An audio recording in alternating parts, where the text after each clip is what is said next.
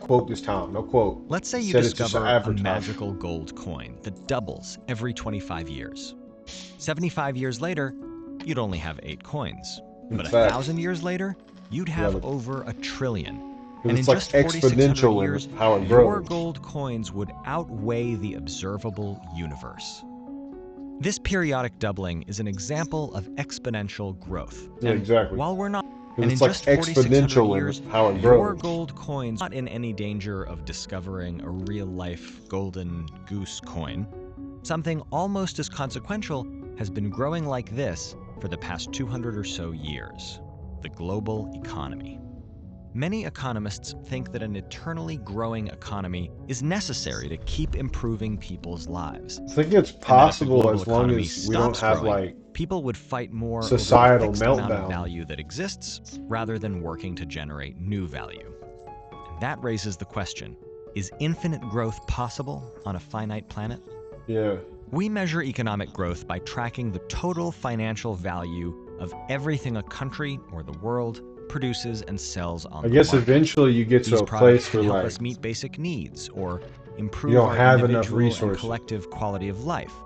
But but they the way that also, our economy crucially, is structured take kind of resources to destabilizes. invent, build, or maintain. For example, this smartphone. It's valuable in part because it contains aluminum, gallium, and silicon, all of which took energy and resources to mine, purify, and turn into a phone. It's also valuable because of all the effort that went into designing the hardware and writing the software. And Facts, it's facts, also facts. valuable because a guy in a black turtleneck got up on stage and told you it was. Super So fact. how do we grow the total financial value of all things? One way is to make more things. Another way is to invent new things. Yeah. However you do it, growing the economy requires resources and energy. And eventually, won't we just run out? To answer this Probably. question, let's consider what goes into the economy and what comes out of it.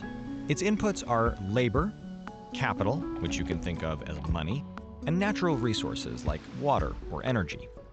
Its output is value. Over the sure. past 200 years, economies have gotten exponentially more efficient at producing value. If we, as a species, are able to keep upgrading our economies so that they get ever more efficient, we could theoretically pump out more and more value. It's more like an using the efficiency same, thing, not let's be a. really ambitious here, Well, I don't fewer know. resources. I still think it probably can So be how do we infinite. do that? How do we increase efficiency? Yeah, facts. With new That's a great question. technologies. This is where we hit a snag. New tech, in addition to making things more efficient, can also generate new demand, which ends up using more resources. For sure. We're actually not in imminent danger of running out of most resources, but we have a much bigger and more immediate problem. The global economy, and in particular those of rich countries, is driving climate change and destroying valuable natural environments How on which much all of us though? depend. Soil, forests, fisheries, and countless other resources that help keep our civilization running. So what should we do? This is where economists disagree. Most economists think that new ideas will be able to fix most of these problems. They argue that in the same way that exponentially increasing resource and energy use have fueled exponential economic growth, human ingenuity has also increased exponentially and That's will true. rise to meet these challenges in ways that we simply can't predict. For example, between 2000 and 2014, That's what it's Germany always grew their done GDP by forever. So why would you 16%, bet against it? while cutting CO2 emissions by 12%. That's impressive, but it's not cutting emissions fast enough to limit warming to 1.5 degrees Celsius. For this reason and others, some economists think the solution is to re-engineer our economies completely. They make the case that what we should really be doing is weaning ourselves from the addiction to growth and shifting to a post-growth economy. What would that look like? A post-growth economy wouldn't assume that the economy should grow. Instead, it would require us to focus on improving what we really need, things like renewable energy, healthcare, and public transportation. To do that, post-growth economists suggest that rich countries should do things like guarantee living wages, reduce wealth and income inequality, and ensure universal access to public services like healthcare. Yeah. In such an economy, So like I've always theorized the fix for any current problem, right, is never to cut off the top, right? To ensure that the economy always grows and the human race always moves in the direction of progress. You can't tell the people that make the most money that they can't make the most money. Instead, you just have to raise the floor, right? It increases inflation always, but if you do it in an efficient manner, then it, it pays for itself in the long run, right? You just raise poverty levels, right? You just raise the poverty level where like the average person makes more money and like certain things are provided to people and it's just like the standard instead of certain things being luxuries, then it will ensure that people always move in a place towards progress.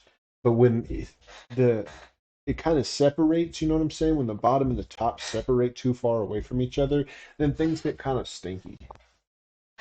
People would be theoretically less dependent on their jobs to earn their living or get health care, so it might be more feasible to scale down production of things deemed less necessary. But this raises other questions. Who gets to define what's necessary? How would we resolve the inevitable disagreements? Could we really do away with entire industries? The All right, "we'll I come got up with bored. new ideas to solve these problems" approach can seem as realistic as, well, a magical. It's not that we'll come up with, it's not like, oh, we'll get to that later. It's just that somebody is thinking about it right now and in their head they're working about it and they're going to figure it out. I'm not going to do it as an economist, but I know somebody is working on it right now. So I'm not that worried about it because humans always fix the problem. Always. 100% of the time, we've always fixed the problem. So I'm not going to bet against it because it doesn't, it's not logical. You know, so why would you bet against something that's never lost? Right? Nobody bets against Mike Tyson. If Mike's fighting, you bet on it. It doesn't matter who he's fighting. He's never lost. You know what I'm saying? I hope you have a good rest of your day, though. Peace out.